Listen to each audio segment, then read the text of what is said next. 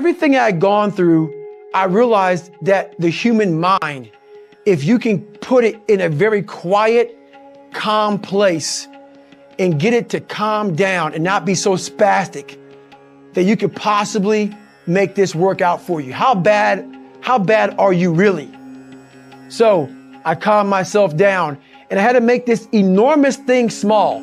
I had 30 more miles to run and my body was in the worst shape in my entire life, the worst pain I ever felt in my life. So I broke this 30 miles thing down. I broke it down to small chunks. I calmed my mind down. I had to get water, had to get potassium, had to get sodium. I had to stop being so dizzy because I had to be able to stand up. So my dizziness went away after about an hour. I was able to stand up now. And I was going around this track at like 30-some minute mile. And I'll never get my crew person saying, hey, I got to mile 81. They said, you're not going to make the time. I had 24 hours and I was going so slow, taking so much time. This is when I realized that the human mind, once everything gets connected, once the mind knows you're not going to quit something, it's going to try to find more. It's going to try to give you more. Once it realizes you're not going to take the path of least resistance, you're going to stay here until it's done. My mind and my body and my spirit became one for the first time ever. For the first time ever, it became one. And I went to a level that I never thought was humanly possible for myself or anybody else. In that shape that I was in, I was able to run 19 miles. And I ran 19 miles, did 100 miles, I actually did one more mile. I did 101 miles in 18 hours and 56 minutes. I'd overcome so many obstacles in my life, and this was the final crucible for me. And I got through it. And at the end of this race was such clarity to me. And it was just the most amazing thing I ever do in my life. I was at the very edge of my capability and wasn't sure that I could take one more step. I felt like I'd drained 99% from my tank at least. My gas light was on, my engine shuddering, yet I knew I had to find more if I was going to finish this race and get myself into bad water. But how do you push yourself when pain is all you feel with every step? When agony is a feedback loop that permeates each cell in your body, begging you to stop. That's tricky because the threshold for suffering is different for everybody. What's universal is the impulse to succumb, to feel like you've given everything you can and that you are justified in leaving a job undone. By now, I'm sure you can tell that it doesn't take much for me to become obsessed. Some criticize my level of passion, but I'm not down with the prevailing mentalities that tend to dominate American society these days. The ones that tell us to go with the flow or invite us to learn how to get more with less effort. Fuck that shortcut bullshit. The reason I embrace my own obsessions and demand and desire more of myself is because I've learned that it's only when I push beyond pain and suffering, past my perceived limitations, that I'm capable of accomplishing more physically and mentally. In endurance races, but also in life as a whole. And I believe the same is true for you. The human body is like a stock car. We may look different on the outside, but under the hood we all have huge reservoirs of potential and a governor impeding us from reaching our maximum velocity. In a car, the governor limits the flow of fuel and air so it doesn't burn too hot, which places a ceiling on performance. It's a hardware issue. The governor can easily be removed, and if you disable yours, watch your car rocket beyond 130 miles per hour. It's a subtler process in the human animal. Our governor is buried deep in our minds, intertwined with our very identity. It knows what and who we love and hate. It's read our whole life story and forms the way we see ourselves and how we'd like to be seen. It's the software that delivers personalized feedback in the form of pain and exhaustion, but also fear and insecurity. And it uses all of that to encourage us to stop before we risk it all. But here's the thing, it doesn't have absolute control.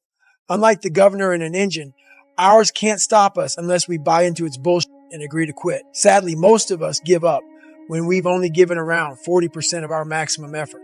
Even when we feel like we've reached our absolute limit, we still have 60% more to give. That's the governor in action. Once you know that to be true, it's simply a matter of stretching your pain tolerance, letting go of your identity and all your self-limiting stories so you can get to 60%, then 80% and beyond without giving up. I call this the 40% rule. And the reason it's so powerful is that if you follow it, you will unlock your mind to new levels of performance and excellence in sports and in life. And your rewards will run far deeper than mere material success. The 40% rule can be applied to everything we do, because in life, almost nothing will turn out exactly as we hope. There are always challenges, and whether we are at work or school or feeling tested within our most intimate or important relationships, we will all be tempted to walk away from commitments, give up on our goals and dreams, and sell our own happiness short at some point, because we will feel empty, like we have no more to give when we haven't tapped even half of the treasure buried deep in our minds, hearts, and souls. I know how it feels to be approaching an energetic dead end. I've been there too many times to count. I understand the temptation to sell short, but I also know that impulse is driven by your mind's desire for comfort, and it's not telling you the truth. It's your identity trying to find sanctuary, not help you grow. It's looking for status quo, not reaching for greatness or seeking wholeness. But the software update that you need to shut your governor down is no supersonic download. It takes 20 years to gain 20 years of experience. And the only way to move beyond your 40% is to callous your mind day after day, which means you'll have to chase pain like it's your damn job. Imagine you're a boxer, and on your first day in the ring, you take one on your chin. It's gonna hurt like fucking hell, but at year 10 of being a boxer, you won't be stopped by one punch.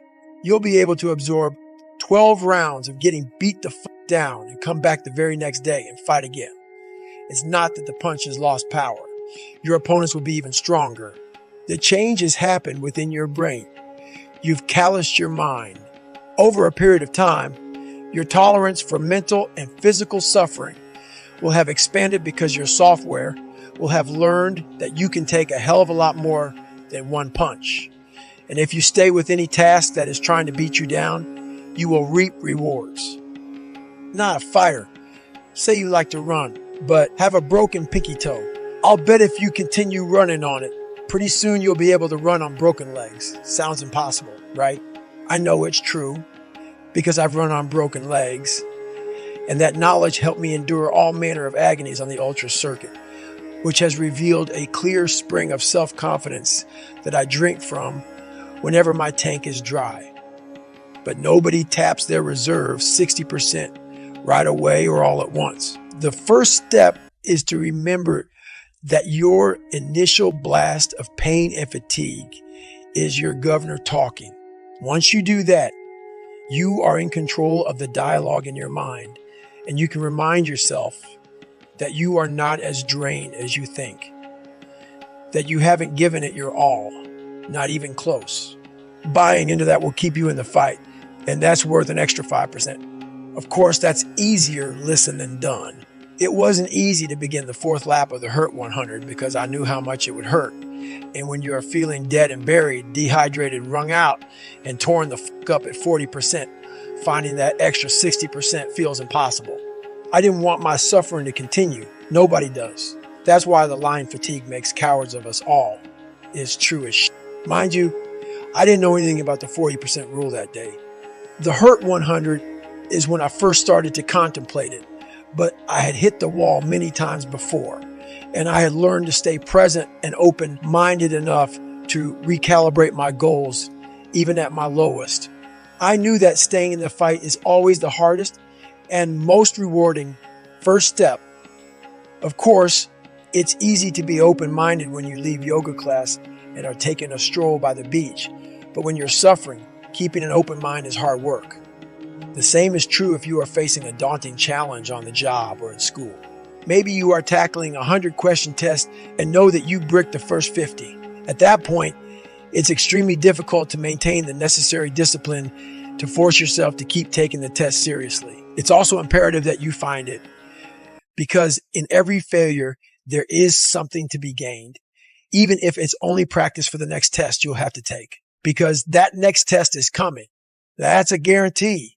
The 1 second decision is, I had to live through that 1 second decision several times during this race.